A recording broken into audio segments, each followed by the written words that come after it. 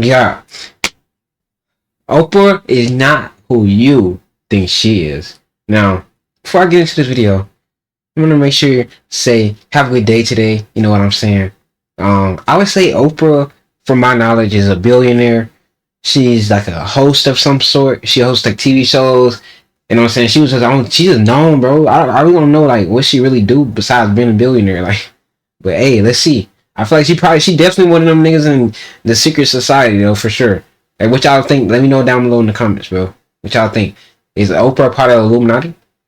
Oprah Winfrey was not friends with Jeffrey Epstein. She never went to a Diddy party, and somehow throughout every controversy she ever faced over her 40 years. Ain't gonna lie, Oprah. Oh, you think she went to I don't think she went to a Diddy party. I say she probably went to some Epstein. She been around that circle for sure. Her career, it was merely just a misunderstanding, and she was completely innocent of any wrongdoing. Well, that's the official narrative. Whether she was platforming horrific offenders, exploiting victims for content, diverting attention away from Harvey Weinstein's crimes, starting a school in South Africa for young girls who ended up being abused by the employees, or her terrible Hawaii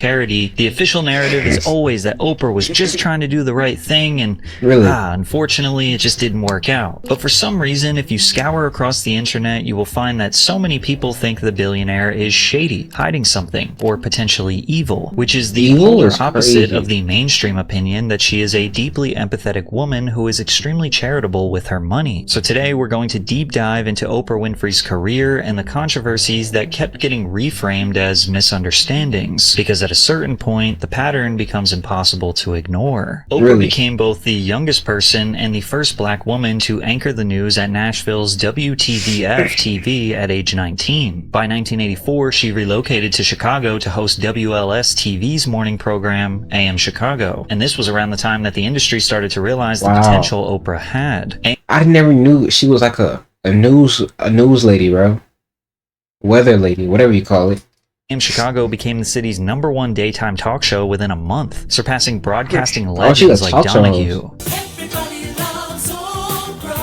You mean me? Bro, she was delightful as a young.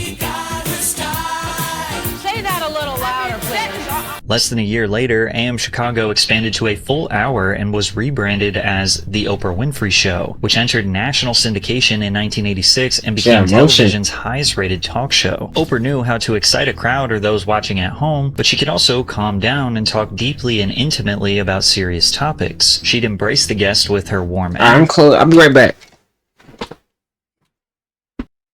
energy and give them her full undivided attention, like her interview with Connie Francis where she discussed surviving sexual assault. Everybody who has ever had to face it, and that's why it's so good that you're on here, because you think, I have problems? My goodness. Because you are such a superstar and have survived such traumatic things in your life. If you could do it, then people feel like they can too. But beyond celebrities, Oprah would interview ordinary people about issues that were not widely discussed on television. Like One particular episode revolved around normal couples who struggled with infertility problems. Some other similar topics were women who snoop on their husbands, the complicated dynamics between mothers and daughters, and even women who were involved in the usage or distribution of cocaine. Oprah's style of discussion felt natural and cocaine?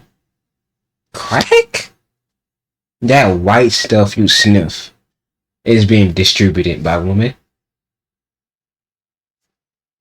honest. Millions of viewers at home could relate to these testimonies, watching people on television describe experiences that they had gone through themselves. However, not everyone was exactly celebrating Oprah's newfound popularity. This article from 1988 is technically complimenting her, but it reads like they are insulting her. Few would bet on Oprah Winfrey's swift rise to host of the most popular talk show on TV. In a field dominated by white males, she is a black woman of ample bulk, usually over 190 90 pounds, though she has lost 24 of them since starting a medically supervised all-liquid diet 3 weeks ago. What she lacks in journalistic toughness, however, she makes up in plain-spoken curiosity, robust humor, and above all, empathy. But before we dive deeper, hear me out for a second. You're eating French fries at the beach and you want to take a quick dip in the ocean, so you put a seagull on watch. That's not security, that's catering for the seagull. There's a reason you wouldn't trust a seagull with your fries, just like there's preserving army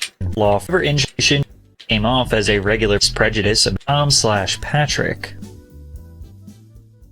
Oprah faced prejudice about her race, weight, and lack of formal education. She came off as a regular person just trying to relate to regular people. But beyond the prejudice, there were also real criticisms about how Oprah approached these topics. Her show focused more on how stories felt, rather than breaking them down in any kind of expert or academic way. Oprah wasn't bringing on specialists who could accurately explain why these people were in the situations that they were, but to be fair, many of the topics didn't really demand that level of analysis. These were everyday problems discussed by everyday people. But something interesting started to happen simply by hosting these conversations and validating people's stories. Oprah herself started to be viewed as someone to trust in a broad range of subjects, even though she wasn't presenting any research, expert consensus, or long-term data. Her authority got even stronger when she used herself as an experiment for extreme weight loss, and it launched her into mainstream fame. Oprah went on a 4-month-long medically supervised fast program called OptiFast, where she bragged about not eating any food for the entire duration. OptiFast is considered a supplemental fast, meaning that the patients subsist on high-protein, vitamin-packed powder mixed with water. The formula is taken 5 times a day to substitute for eating. Total daily caloric intake is 420. 420 calories in a day? 12 pounds to 145 pounds in 4 months. And to celebrate her new body, she brought out a wagon of disgusting fat that represented the amount that she had lost. At the time, I felt it was important to show it in that way because I'd starved. I'd literally starved for 4 months or 4.5 months. That's crazy. The fat loss episode in particular caught the eyes of 62 million viewers. During a period when everyone watched TV exclusively, this stunt almost got as much attention as the Super Bowl that same year. This was dangerous because it made an extreme, tightly controlled medical program look like a simple starvation diet, and the 62 million viewers who watched didn't have the doctors or financial means to attempt this safely. By Oprah celebrating the results without emphasizing the risks, the message became dangerously simple. This worked for me, so it could work for you. And suddenly, one supervised fast gave Oprah the perception as an expert in nutrition. She started making diet plans and dangerous foods a recurring theme on her show, which would eventually get her into some major legal trouble down the road. But by 1988, Oprah was on top of the world. She founded Harpo Studios, becoming the 3rd woman in American entertainment history to own her own studio. Wow. She now had more potential than any other talk show host or any other media personality in history. She had massive ambitions, and it quickly became clear that she was willing to do anything to get to the top,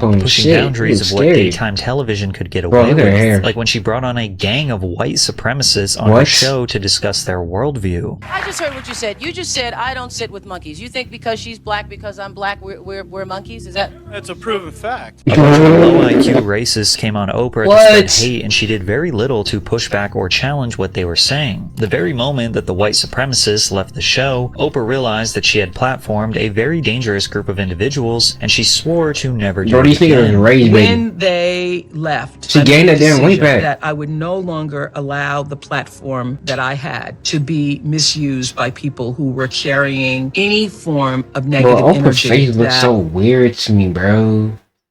I'm not trying to be that type of dude, Bill, but like her eyes are so far apart.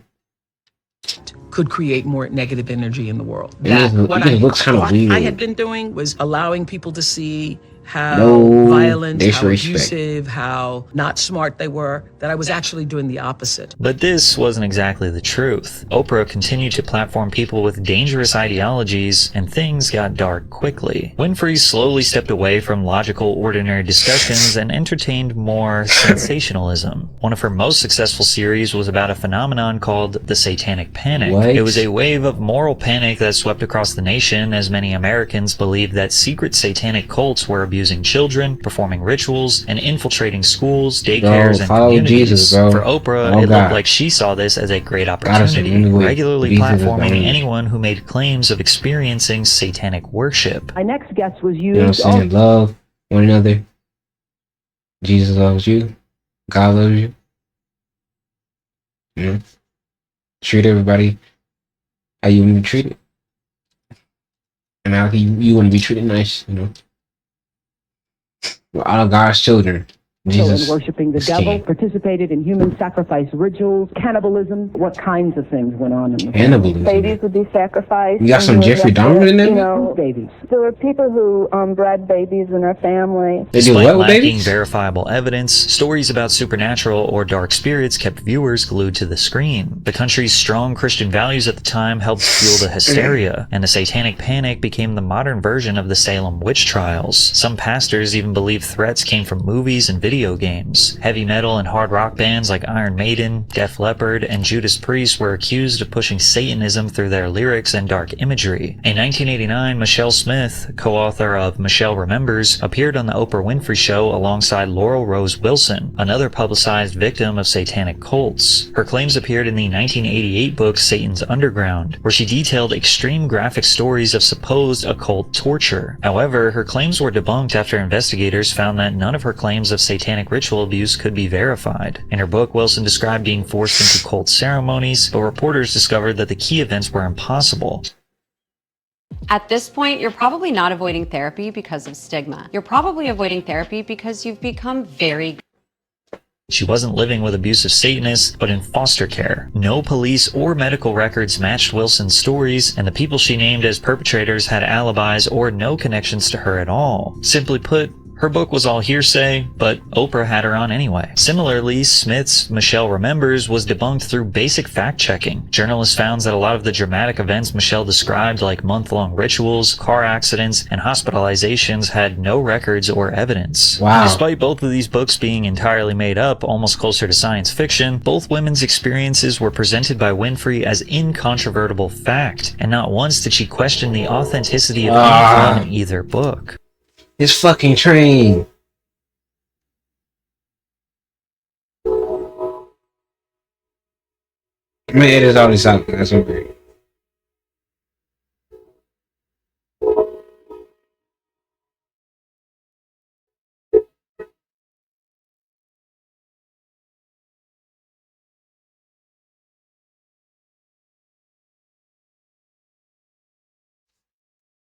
But Oprah did not stop there. She brought on a young boy named Duffy Strode, whose family was being chased out of town for stirring up fear in Marion, North Carolina. Whosoever therefore shall be ashamed of me. Yo, what is wrong with this kid?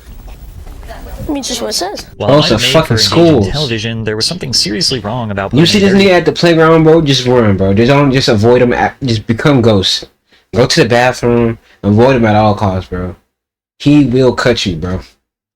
That day, bro. Young child on stage to defend his beliefs to a crowd of angry spectators. It's pretty clear this young boy doesn't fully understand what's going on. He almost seems kind of hypnotized. He said he didn't blink. He didn't even blink. It's not like the boy was already amplifying his voice and getting millions of views on everyone's phones around the world. Oprah gave them a national platform, and she presented herself as the voice of reason, but also refused to keep her audience calm and under control. Wow, she knew the chaos made for great TV. And yes, people were critical of Oprah at the time, but it didn't matter. She owned the show, she was the boss, and as long as the network was making money, they didn't care. By the early 90s, a genre now called trash TV was emerging. The media started moving towards more sensational stories or controversial topics with shows like The Jerry Springer Show. So Oprah was the OG, bro. Hosts would bring on random people with unknown backgrounds to share their issues, like unwanted pregnancies, stolen inheritance, or damaged property. The goal always seemed to make the situation so emotionally explosive that the guests and audience members would literally start fighting each other. And I'd be lying if I said this wasn't entertaining. But the key difference was that these shows were unapologetically chaotic. The spectacle was the point, and everyone involved understood that going in. Oprah was supposed to be facilitating meaningful discussions, but she tried to balance that fine line between sensationalism and legitimate topics, and she honestly did a great job at it. In 1990, she interviewed a murderer and bank robber in prison who had multiple personality disorder. In 1991, she brought on mothers and stepmothers to argue over who deserves what authority in the child's life. My first guest, Patty, calls her kids stepmom, the bitch. She's here with her daughter Tina. What Tina was on her claims that she face? loves Shit both look of them. crazy, Tina's gang. stepmother, Sharon Saylor, says Patty is jealous because of the close relationship that she has with Tina. In '92, she brought on gay people who were fired from their jobs for being homosexual, What? and then brought on That's employers crazy. to defend their decision to fire gay employees. Is a right that we have as an employer to whether we hire or fire somebody. By the same reason that I would not knowingly hire a homosexual, neither would I knowingly hire a prostitute or someone who is a gigolo or someone who is a womanizer, because I think I have that right to project a certain image for my company. In '93, she had a Dang, segment bro, called low-key Why White speaking Men Fear facts. Black Men, where white men express their views on racism to other black men's Kinda. faces. Not really though. When you making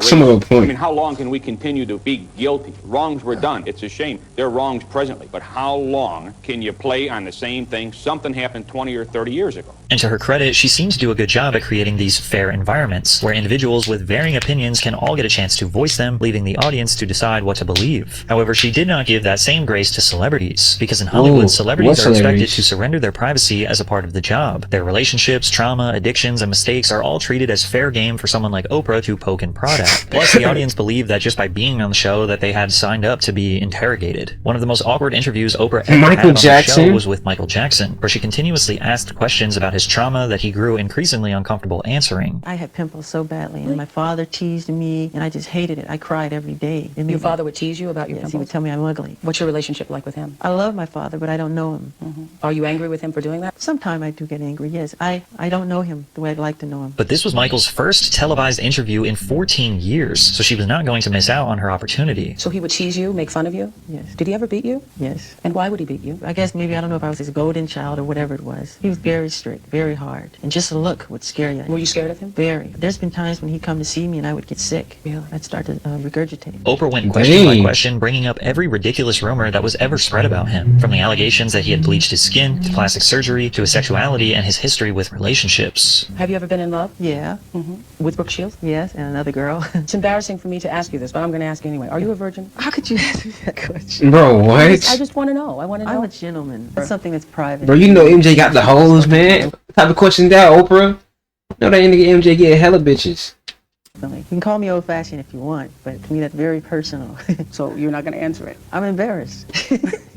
So you're not going to answer it? Oprah's a rude person. She really thinks she's entitled to get an answer. Michael responds with class. She didn't deserve it. Oprah has no boundaries. Asking celebrities unrehearsed questions put her in total control. The famous guests knew that if they reacted normally and pushed back, Oprah's massive audience might turn against them and ruin their reputation. And because of this, every visit to the Oprah Winfrey Show was a bit of a gamble. They know talking with Oprah would be a big promotional tool for their career, but they could easily be caught in a trap where they might be forced to reveal personal secrets. Like when Oprah interviewed Broadway legend Nathan Lane and asked about his sexual orientation. But luckily, Robin Williams saved him. Taking that role and being like typecast and people forever saying, are you not? Is he, honey? I don't know.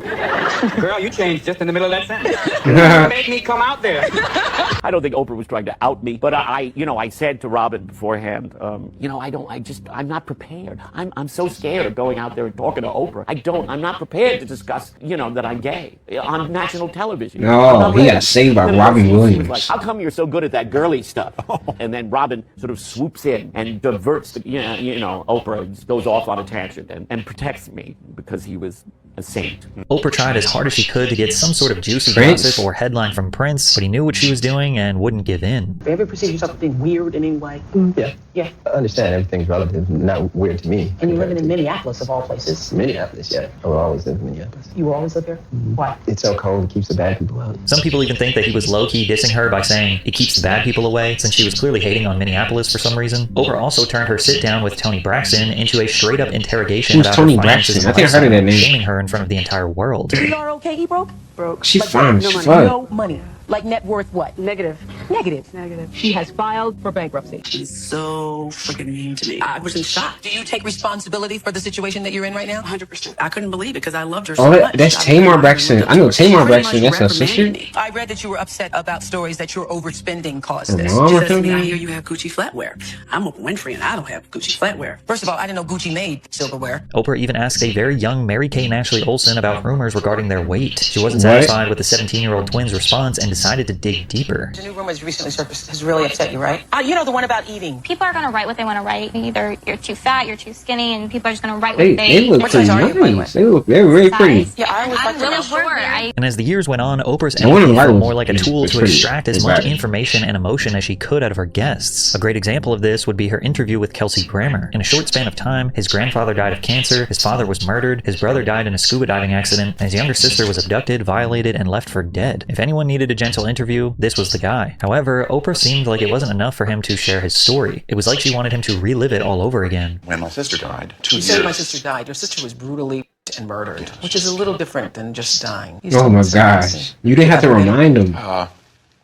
No. Why does she keep saying brutally murdered? I mean, geez, he knows that. He doesn't need to be reminded of it like that. That's what I'm saying. That's what I just said. Oprah had another secret weapon, and that was that she could alter or edit any interview if it didn't go her way. Rapper Ludacris claims that she used her power to manipulate their conversation before the public ever saw it. But first, you have to understand that Oprah simply does not like hip-hop. I've been known for not being a big fan of rap music because of misogynist lyrics and because of the use of the N-word. You obviously feel differently. A little bit. Her coverage of rappers and conversations with rappers should be viewed through a different lens, considering Oprah is extremely biased against them. But when Oprah had Ludacris on her show to promote his new movie Crash, she interrogated him as a rapper, even though he was there as an actor. I was there for the movie. Yeah. And basically she said something about not agreeing with my music, but she thought I did great in the movie. And of course I was up there with the whole cast of Crash. And so I didn't necessarily feel like that needed to be said. You know, you didn't agree with my music. And even if you don't agree with certain songs I made, say you don't agree with certain songs, don't say you just don't agree with all of my music. Right. So it was a lot of comments that actually basically she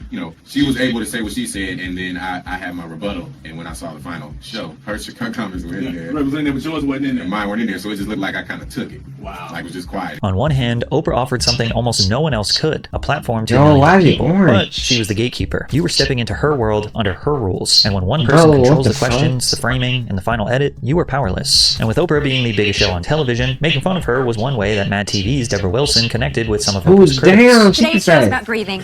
Damn it! It's okay, girlfriend. I'm just gonna smile and think about the money. All right, let's make the loss of a loved one fun. Woo! Okay, here we go. Oh, yes. Come to mama.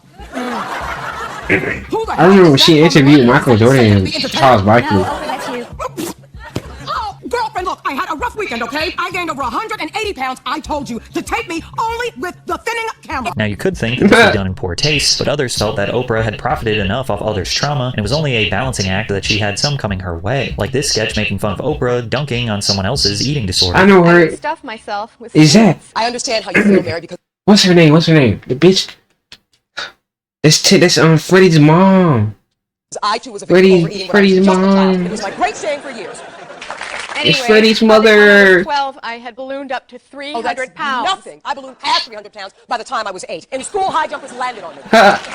Okay, getting back to me. I started to diet like a fanatic. I tried every diet in the book. Oh, yeah? Well, I tried every diet there was. Water, fruit, no carbohydrates, and I still kept gaining. Finally, I had my mouth welded shut. Despite Mad TV pointing out the negative aspects of Oprah's authority, her ratings were through the roof. Her show drew 12 to 13 million viewers on an average weekday, so of course she wasn't going to change. In fact, she was doubling down, because she was arguably the most powerful person in television. In 1996, Winfrey began Oprah's Book Club, an on-air club designed to get the country excited about reading. After she would promote a book, they would start selling millions of copies. In 1997, she launched Oprah's Angel Network, a charity that raised more than $80 million from her viewers around the world. Winfrey also co-founded Oxygen Media LLC with Geraldine Laybourne, someone whose name was on Jeffrey Epstein's private jet log. Oxygen was a lifestyle and entertainment programming oriented towards women. And in '98, The Onion published a piece that exaggerated Oprah's influence to an absurd degree, but only because so many people already recognized the pattern. They took fake quotes from Oprah fans that said, "What book should I read? What low-fat lemon bread recipes should I use? What made-for-TV movies should I watch to give me a sense of empowerment?" asked Pamela Kolb. In these complex times, it can be frightening to have to go 3 weeks without any guidance from a television personality, but we must remain true to Oprah's vision. Our duty is to stay focused and on full alert until new orders are issued. But this doesn't really feel like an exaggeration. Oprah had a cult-like fan base of middle-aged moms all across the world, and because of that, she needed more content to supply her growing demand of of emotional shock daytime TV. Her production company was looking to introduce another half self-help, half shock value show, kind of the classier cousin to Maury or Jerry Springer. The perfect man for that was TV psychologist Dr. Phil. In the late 90s, Oprah was facing a massive lawsuit brought on by the Texas Beef Group. They started building a case after Oprah Winfrey aired an episode on her show called Dangerous Foods. She invited Howard Lyman, a cattle rancher turned vegetarian, onto her show to discuss controversial practices within the beef industry, including a process now banned in the US called rendering, which involves turning cow organs into feed for other cattle. She said because of this conversation, she would not eat another hamburger, and she had turning cows where millions of people would just blindly listen to whatever she said. Beef prices went spiraling down after the episode, reaching a 10-year low, and the American beef industry felt that she defamed the entire industry. In the middle of her courtroom battle with Texas cattlemen, Oprah turned to Phil McGraw's trial consulting firm, Courtroom Sciences Inc. With the help of Phil, Oprah won the case and came out on top. I just want to thank everybody who supported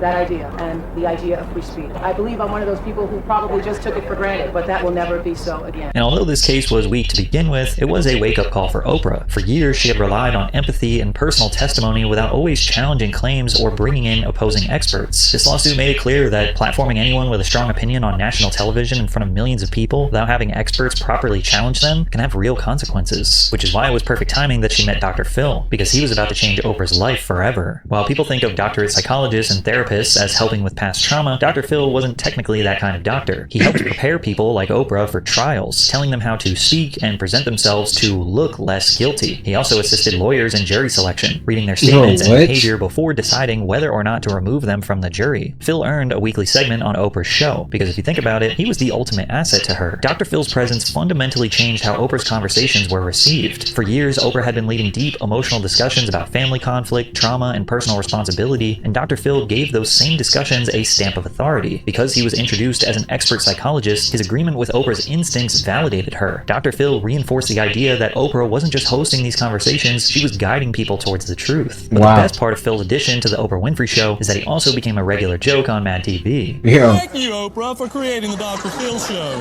For without it, I would truly be somewhere in Texas, sitting in a trailer, drinking excessively, and touching my private parts while watching Mexican soap operas.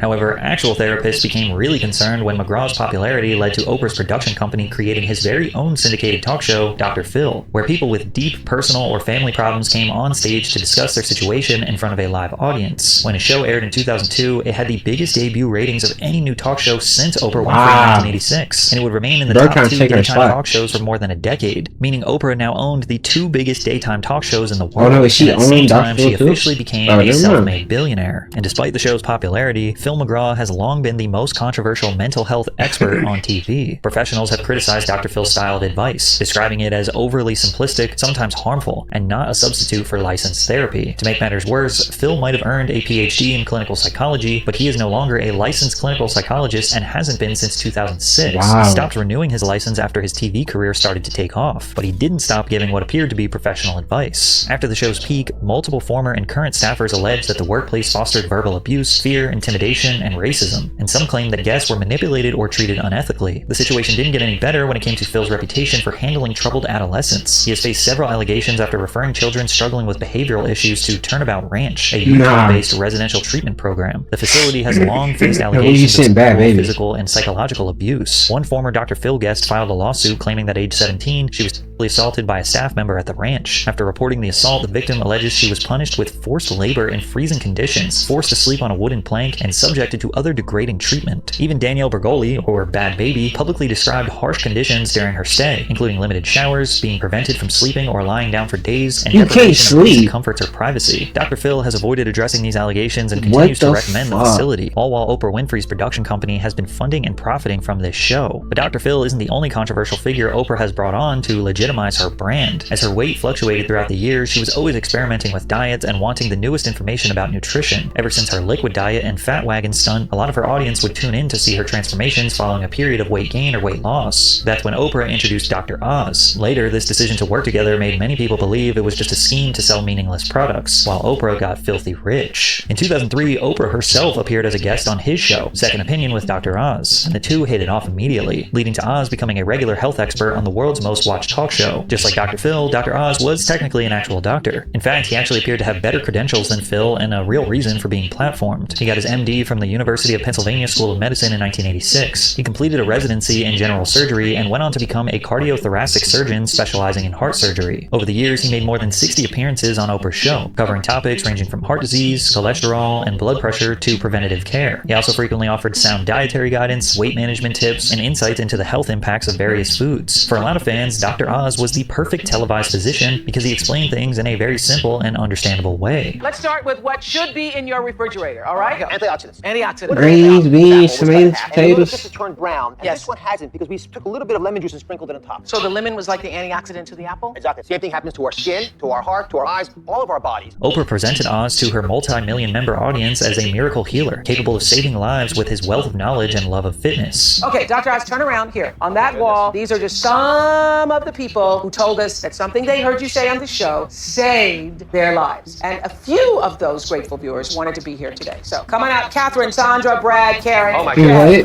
Why do you hold his hands like that? In 2009, Dr. Oz got his own show co-produced by Oprah's company. And unlike other celebrity doctors, Oz was originally known for being against supplements and scams, often being praised for a more affordable approach to helping you lose weight. Today at 4 on an all-new Dr. Oz, America's hidden health scandal. The supplements you have been taking may not be as safe as you think. Dr. Oz is uncovering the truth about the potential dangers in some of those supplements. Unfortunately, this would change as the money started rolling in. His program slowly became more of an infomercial, promoting products rather than talking about practical solutions, like this green coffee bean extract that he marketed as a miracle in a bottle.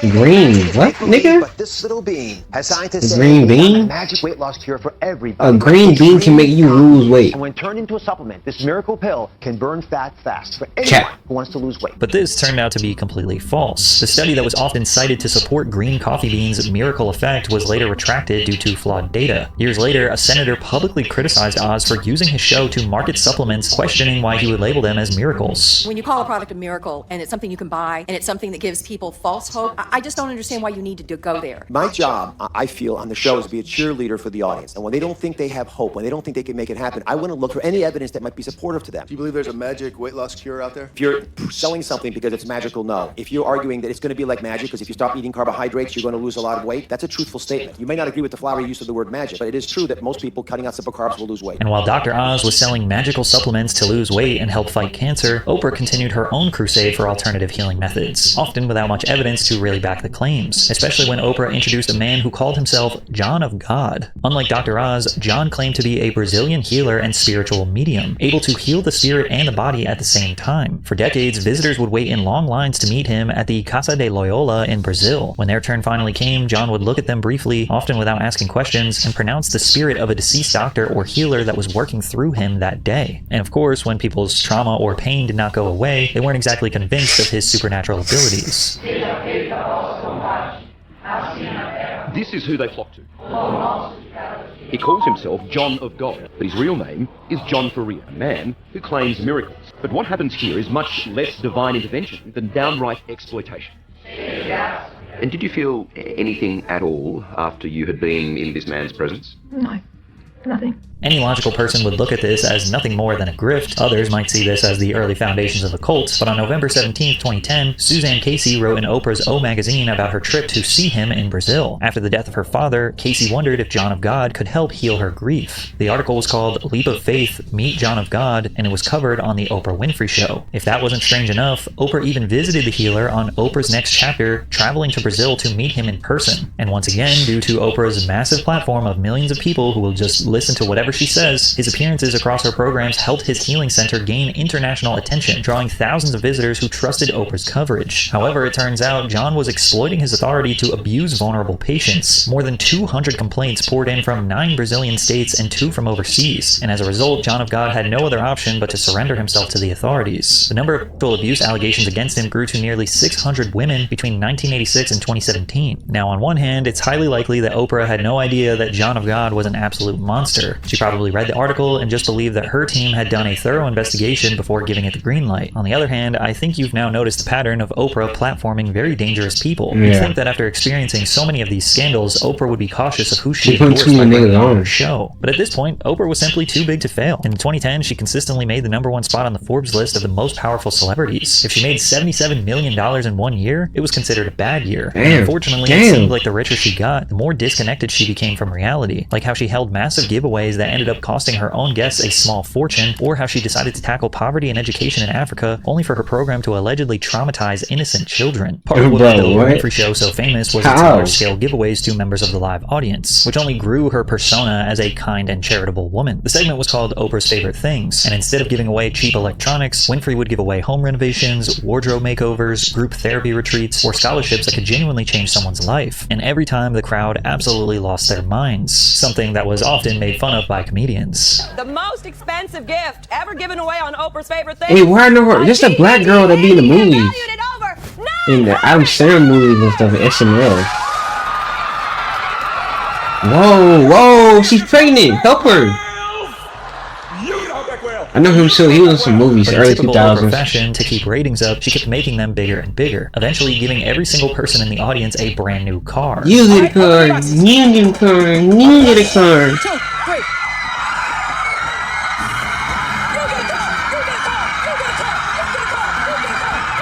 Oprah later looked back at the car giveaway saying, "That was one of the happiest days of my life. It delights me. It makes me so happy to see other people be happy and to be able to do that. That's one of the great joys of my life." The segment went down as one of the greatest talk show moments in history, inspiring other hosts to attempt large-scale giveaways. However, for some people, being handed a new car was actually a massive liability. While the show covered sales tax and registration for all 267 cars, it didn't pay the gift tax. Audience members were suddenly expected to pay $7,000 depending on their tax bracket. The show's producer said it was devastating after because gift tax is a thing, and it's always a complicated thing when you're giving stuff away. But we paid for the sales tax and the registration for each car, and we told the audience after if they didn't want to have to pay a gift tax, they could actually take cash for the car. And because we didn't pay the gift tax, people complained to the press, and that was devastating. Now, of course, being upset with Oprah over this is you got cash though. Shit. Some people probably already have cash in their cars. Twisted new season of the traitors is finally. But that's fucked up though. Some people probably really need that car. It's a generous gift, and it's even more generous to give people the alternative of just receiving cash. But it was showing a pattern that Oprah was sort of detached from regular people. She didn't appear to understand that just throwing money around doesn't solve problems. In fact, it can actually create more problems. She had to learn this the hard way when she started a school in South Africa, but things got so much darker than she ever could have imagined. Earlier in her career, Oprah met with South African President Nelson Mandela to discuss strategies for addressing poverty. During her stay at the Mandela's home, she expressed her belief that education is key to leveling the playing field and shared her dream to build a school for girls in their country. 5 years later, the Oprah Winfrey Leadership Academy for Girls opened its doors. She poured $40 million into the 28-building campus for poor and disadvantaged girls. It can be a place of learning as well as living for them. We have to have a theater because this is a school for leaders, and in order to be a leader, you have to have a voice. And to have a voice, you need oration. So the idea for the school came about based on what I felt would be an honor for the African girls. And all this for free. Free uniforms, free books, free meals. Everything is free at Oprah's school. Initially, she was criticized for being too extravagant. Critics questioned whether high thread count sheets in the dormitories, a beauty salon, 2 theaters, and a dedicated yoga studio were necessary for an institution serving girls from impoverished communities. However, horrific allegations between 2007 and 2010 made the situation far more serious. A dormitory employee, Virginia Macapo, was arrested on charges including assault, indecent assault, and soliciting underage girls to perform indecent acts. What? 7 victims came forward, and Winfrey was shook to her core about these horrifying statements.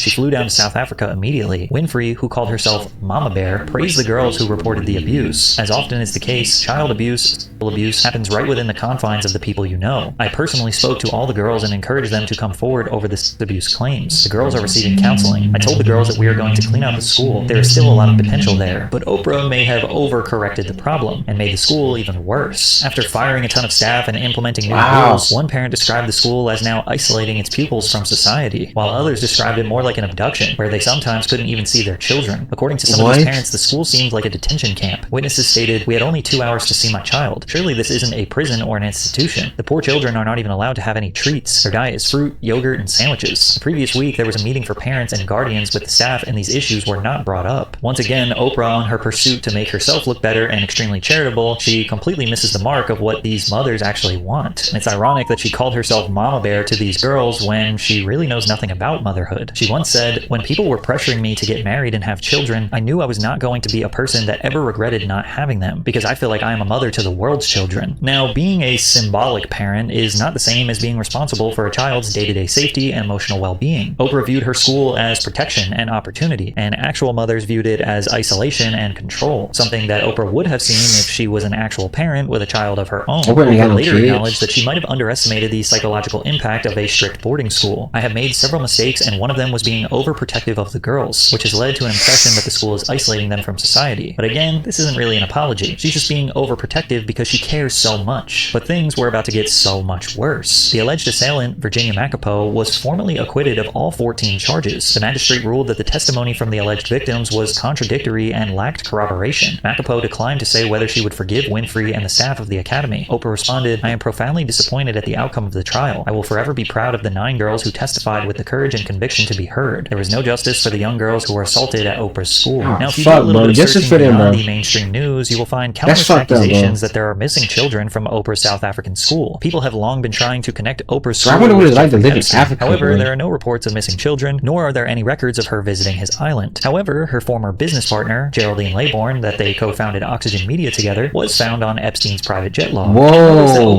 okay, now this at the scene of the crime nature to her. She was friendly with Harvey Weinstein, Bill Cosby, Diddy, had a school in South Africa where young children were assaulted. Oprah was with all of them niggas? Before, yet she always Bill Cosby. Clean. It was so you telling me Oprah was homies with Bill Cosby, Jeffrey Epstein, and Diddy? She's ahead of the snake. Just a misunderstanding, and she was just too empathetic or too overprotective and just wanted to do the right thing. Now, a more simple explanation is that this pattern has more to do with her proximity to power. When you're one of the most famous and influential people in the world, the circle you move in is overwhelmingly made up of other wealthy, powerful figures. Being photographed with or professionally connected to people like Harvey Weinstein, Bill Cosby, or Diddy may simply reflect the reality of Hollywood and billionaire class networking, which is why Oprah had to set the record straight that she never went to a Diddy party. I've never been near a Puff party. Yeah, she had to let that be known. And anybody who knows me knows if there is a party, I'm the first one out. Right. I'm the first one out. But people love salacious. Yes. But she was not as clear when it came to denouncing the horrible crimes of Harvey Weinstein. Harvey was a film producer and one of the most powerful men in Hollywood. Beginning in the 1990s and continuing for years, multiple women later testified that Weinstein used his power to coerce sexual encounters, threaten professional retaliation, and sabotage careers when advances were rejected. When those allegations finally became public in 2017, reporting revealed that Weinstein had paid settlements to silence accusers, used private investigators to intimidate women and journalists, and relied on legal agreements to keep victims quiet. More than 80 women accused Harvey Weinstein of sexual harassment. 6 women testified, and he was found guilty of third-degree rape and a first-degree criminal Oh my God! He was sentenced to 23 years in prison in 2020. But when Oprah was confronted publicly about Weinstein's actions, she steered the conversation away from him, which was seen by many as her protecting Harvey. And if we make this just about Harvey Weinstein, then we will have lost this moment. I think this is a moment where no matter what business she's trying to avoid this. She's trying to avoid it. Who not only had the disease to please, that's a part of it, but who felt that in order to keep my job, in order to keep my position, in order to keep moving forward, I've got to smile, I've got to look the other way, I've got to pretend he didn't say that, I've got to pretend he didn't touch me. I think those days are about to be over. Stop pretending you didn't know. You all knew. World. Harvey looks guilty. Oprah. Let's focus on the late Michael Jackson instead. Oprah Winfrey had spent decades positioning herself as someone unafraid to ask hard questions, even when they made guests uncomfortable. So when the questions finally pointed back at her circle, her response looked strategic. She was close enough to Weinstein that she was photographed kissing him on the cheek. Are we really to believe that she had no idea what he was doing to obtain that power? Maybe he gave her some tips and tricks of the trade. You kissing him and you don't know another corrupt American billionaire in the eyes of the public. The empathy that once made her famous has started to come into question. It seems like every time Oprah Winfrey tries to share her money and power with the public, a story will follow exposing her as an opportunist, cosplaying as empathetic just to get everything she ever wanted, especially when it came to her response to the natural disaster in Maui, Hawaii. Instead of looking like a generous helping hand, the public only saw her as a corrupt landlord trying to protect her massive empire of stolen land. Oprah's connection to Hawaii began when her longtime trainer turned property manager, Bob Green, suggested she consider buying land there. Bob had been visiting a particular area area of Hawaii for 15 years, drawn to its weather, mountains, and ocean views. While searching for the perfect spot, he eventually found it in a remote, upcountry region where most homes sit along moss-covered hillsides overlooking the sea. Bob Hawaii is a good place to live like that? I thought they had like snails and was quick to frame the purchase as another act of generosity. Referring to Bob, Oprah said he was worried that some developer might swoop up the land and build condos. So instead, Oprah decided to buy it and build up her own private estate. Over the years, Oprah continued to buy massive plots of land all over Maui, and now she owns over 1,000 acres that she more or less keeps for herself. Now, Oprah has received praise for employing Native Hawaiians and preserving wildlife, but there was definitely a fair amount of criticism coming from people about how she chose to do it. That only got worse when the Maui fire became a national tragedy. On August 8, 2023, devastating wildfires swept across Maui, including Lahaina Upcountry and Kula, becoming the deadliest U.S. wildfire in over a century. Lahaina was impacted the hardest. Dry vegetation, powerful hurricane winds, and downed power and communication lines made the fire spread incredibly fast and made it almost impossible for people to evacuate safely. More than 2,200 buildings were damaged or destroyed, and entire neighborhoods were reduced to ash. The confirmed death toll reached over 100 people. After the wildfires, Oprah and Dwayne "The Rock" Johnson launched the People's Fund of Maui, each pledging $5 million to help survivors. Just click where you see below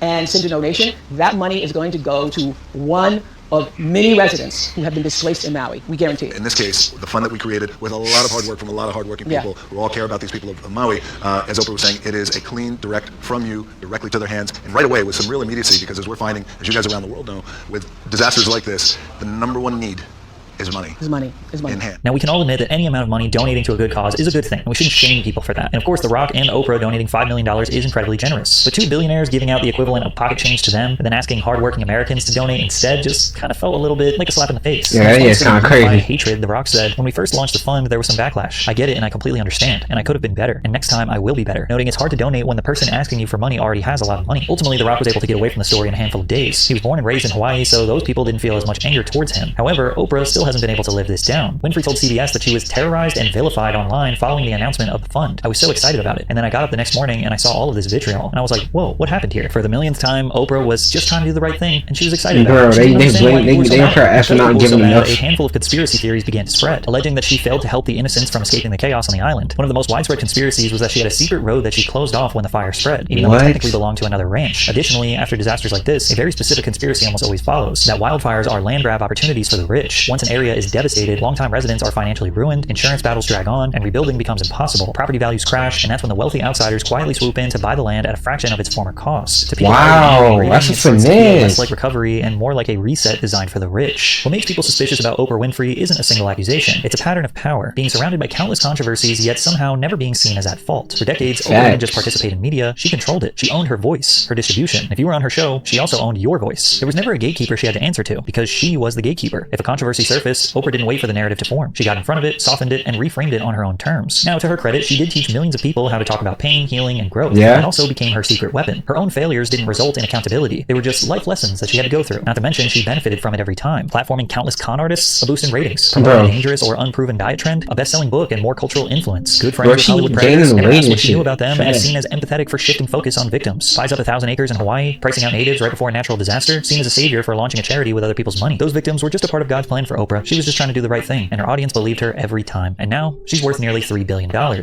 because she made mistakes, but because she never lost control of the story around them. Like so many people who reach that level of power, we don't need discernible proof that they are bad people. We just can't trust anything that they say. Kind of like Ellen DeGeneres, who was a lovable and kind talk show host for 3 decades, but once she lost control of her narrative, the cracks in her facade began to show. If you want to hear more about that, check out this video. That's gonna do it, man. Make sure you like, comment, subscribe, bro. Peace.